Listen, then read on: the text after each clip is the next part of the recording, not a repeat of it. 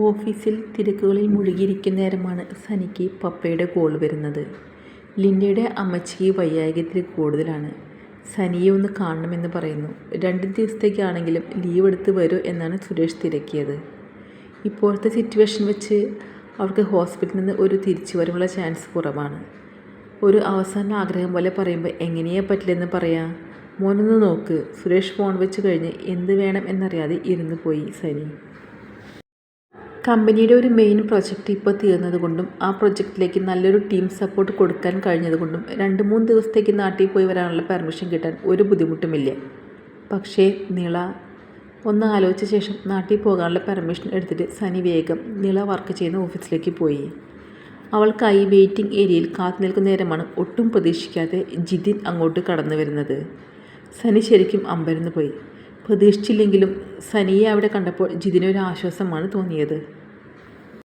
നിള സനിയുടെ കയ്യിലൊന്ന് പിടിച്ചിട്ടാണ് ജിതിൻ തിരക്കിയത്. ഉള്ളിലെ ടെൻഷനും സന്തോഷവും എല്ലാം കൂടി കുഴഞ്ഞൊരു ഭാവമായിരുന്നു ജിതിൻ. ഞാൻ റിസപ്ഷനിൽ റിക്വസ്റ്റ് ചെയ്തിട്ടുണ്ട്, ഇപ്പോൾ വരും. ജിതിനേട്ടൻ ഇവിടെ? നിളയെ കൂട്ടാൻ വന്നതാ. സനിക്ക് തിരിച്ചെന്ത് പറയണം എന്നറിയാതായിപ്പോയി.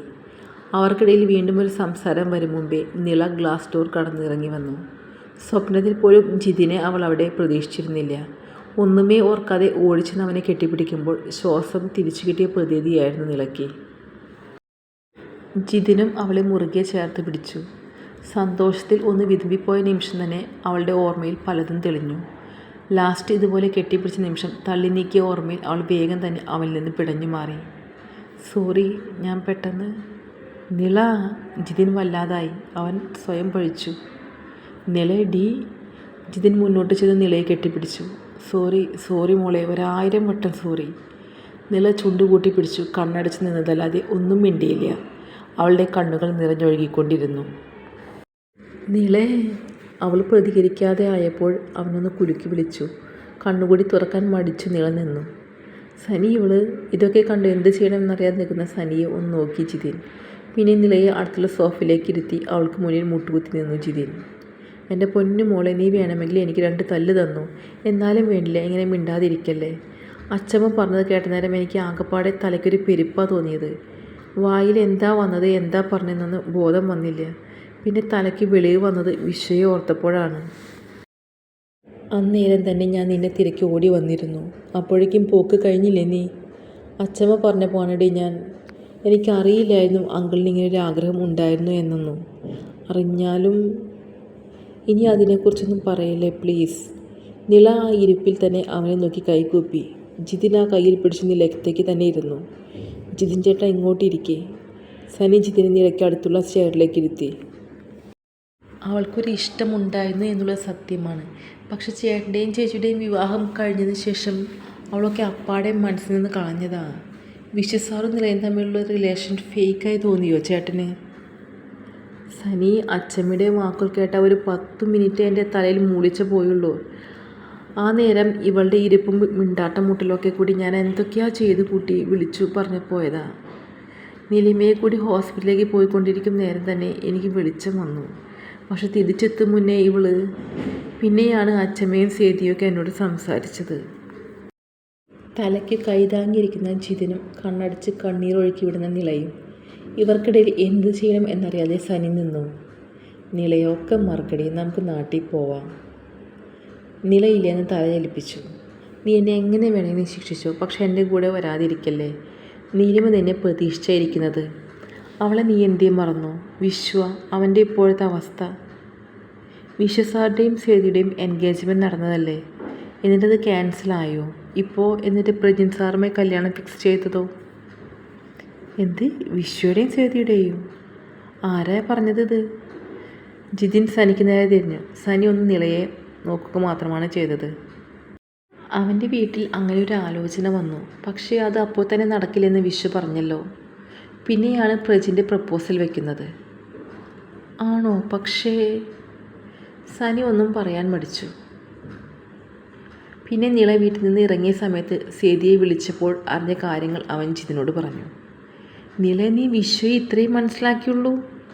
ജിതിൻ്റെ ചോദ്യത്തിൽ നിലയുടെ തല വീണ്ടും കുനിഞ്ഞു. ജസ്റ്റ് വിശ്വയുടെ അമ്മ സേതിയെ അവൻ ആലോചിച്ചു എന്നുള്ളത് നേരാണ്.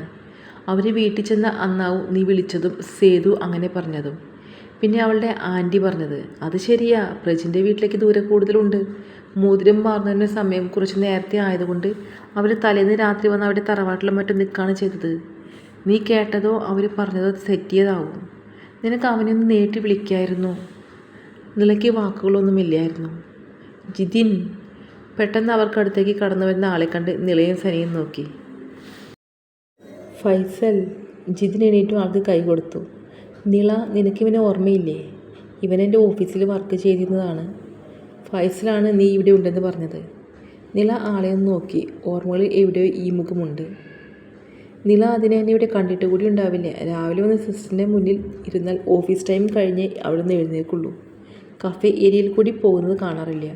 ടോട്ടലി ചേഞ്ച് ആയിപ്പോയി. ഞാൻ മുമ്പ് പരിചയപ്പെട്ട നിളയേ അല്ല ഇത്. ഫൈസൽ അത്രയും പറഞ്ഞിട്ടും നിള ആളെ ഒന്ന് നോക്കുക മാത്രം ചെയ്തുള്ളൂ. ജിതിനും അവളുടെ ആ ഇരിപ്പ് വല്ലായ്മയോടെ നോക്കി.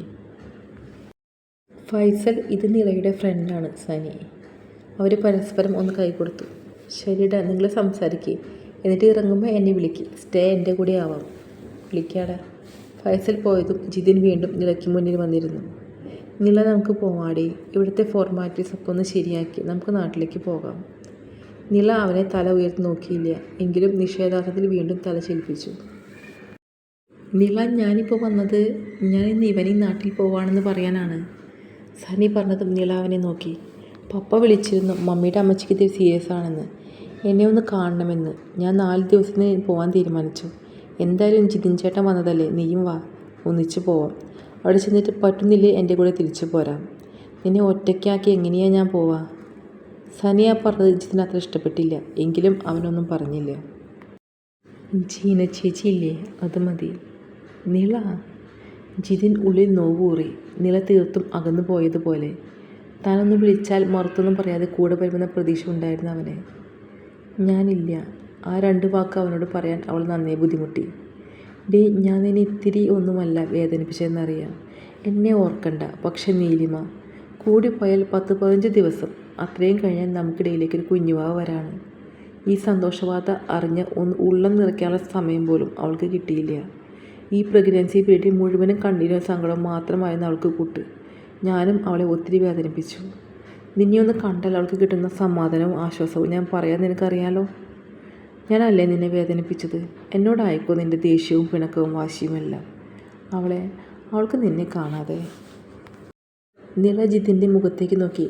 കണ്ണൊക്കെ കലങ്ങി മൂക്ക് വലിച്ച് അവനൊന്നുകൂടി കെഞ്ചി. ചേച്ചി, കുഞ്ഞുവാവ. അവളുടെ കണ്ണുകൾ വിടരുന്നത് നോക്കി ജിതിനൊന്ന് പുഞ്ചിരിച്ചു. അന്ന് വയ്യാന്ന് പറഞ്ഞ് ഹോസ്പിറ്റലിൽ കൊണ്ടുപോയില്ലേ, അപ്പോഴാണ് അറിഞ്ഞത്. പക്ഷെ തിരിച്ച് വീട്ടിൽ വന്നപ്പോൾ. നിള കണ്ണുകൾ മുറുക്കി അടച്ചു. അവ നിറഞ്ഞൊഴുകി. ചേച്ചിയുടെ സന്തോഷ നിമിഷങ്ങൾ കൂടി താൻ തല്ലിക്കെടുത്തി. ആ ചിന്ത അവളെ പിന്നെയും തളർത്തി. നിള, ഇനി സങ്കടപ്പെടേണ്ട. എന്തായാലും നാട്ടിൽ പോയി ചേച്ചിയെ കാണാം. സനി അവളുടെ തോളിലൊന്ന് തട്ടി പറയുമ്പോൾ കണ്ണു തുറക്കാതെ തന്നെ അവൾ തലയാട്ടി സമ്മതം അറിയിച്ചു. ജിതിന് സന്തോഷം തോന്നിയെങ്കിലും തന്നിൽ നിന്ന് അവൾ ഒരുപാട് അകലുന്ന തിരിച്ചറിവ് അവനെ വല്ലാതെ നോവിച്ചു. തൻ്റെ വാക്കുകൾ അവളിൽ നൽകിയ മുറിവിൻ്റെ ആഴം അളക്കുന്നതിൽ അവൻ പരാജയപ്പെട്ടു. തുടരും. സ്നേഹത്തോടെ, അഭിനവി.